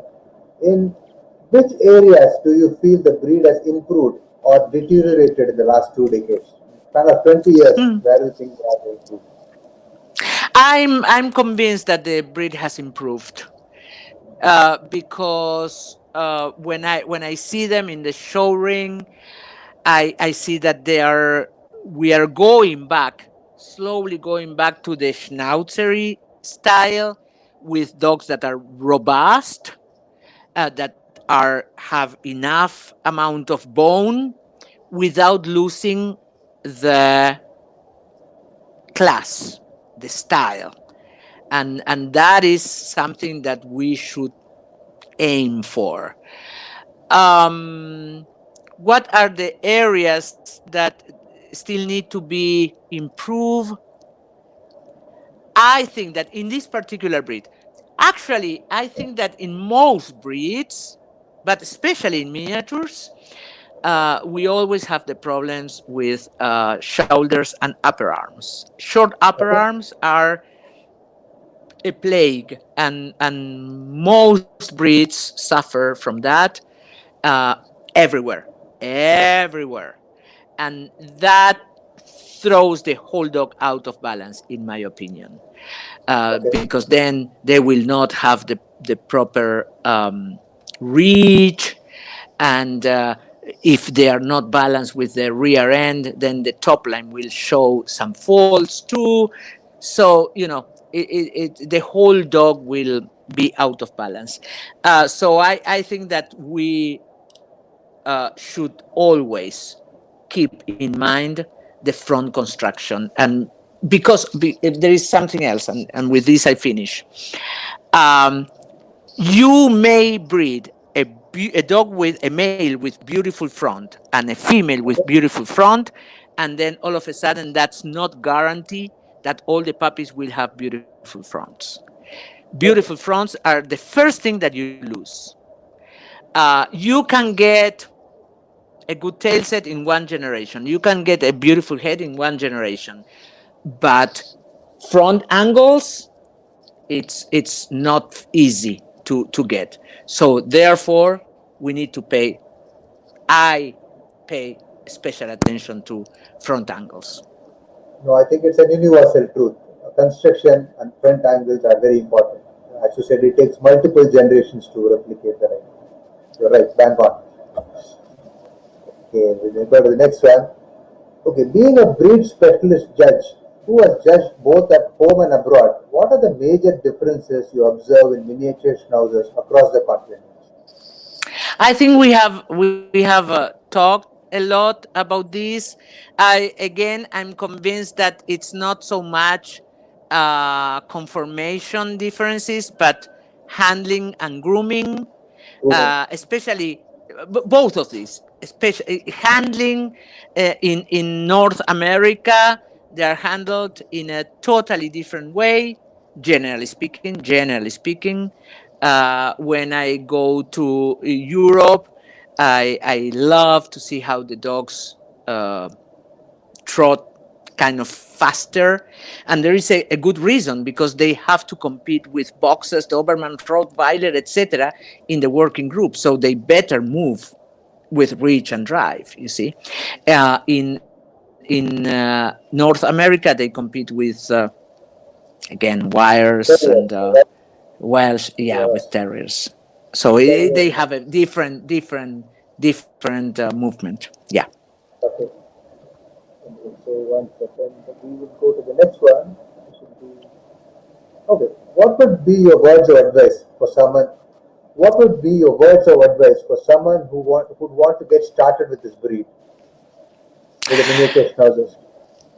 My words of advice for someone who would want to get started with any breed, not just miniature schnauzer.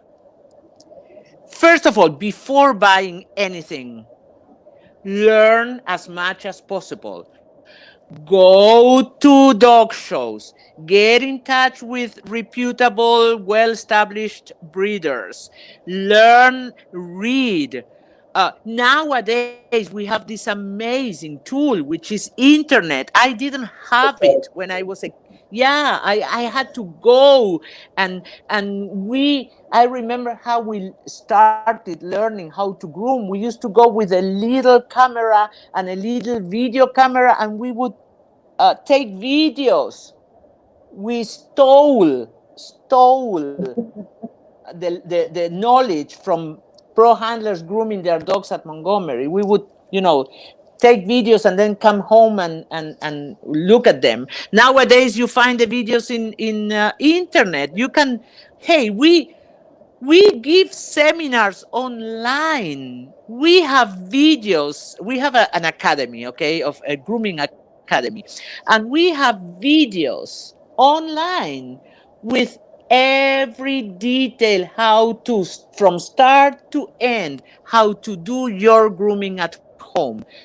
So nowadays you have everything ready, and you can and the access is kind of easy. Correct. Learn as much as possible, and when you feel confident, then you will know who's the best breeder.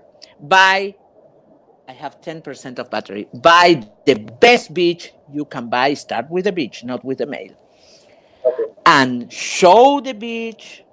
And when time comes, look for the right stud dog for your beach, and do that breathing like if it was the last one you can do.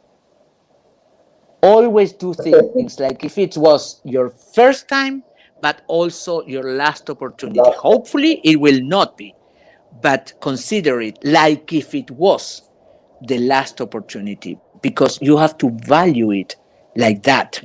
You have to put everything from yourself. When I think about myself nowadays, I consider myself a lucky person because I have had opportunities. I met these wonderful people who has mentored me. I mentioned Dr. Spector. I could mention Mr. Colombo, the owner of that Afghan. I could mention my godfather Marcos Adlen, and I could mention Rick Chashudian in the States.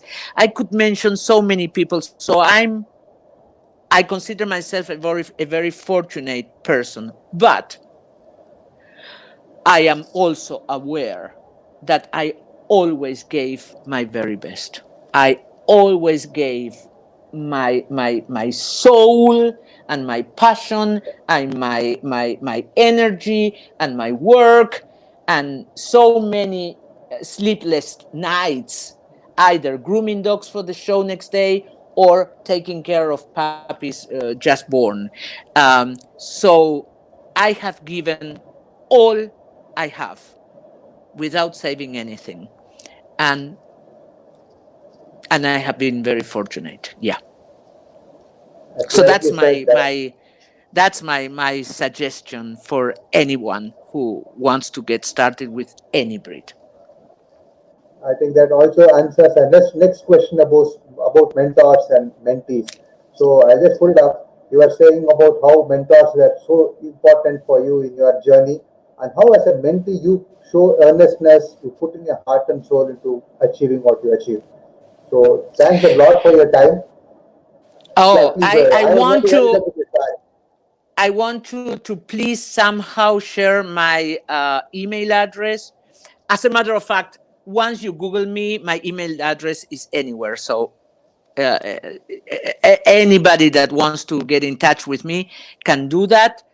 I always answer my emails. If I don't answer in 48 hours, send it again, because that means that I didn't get it.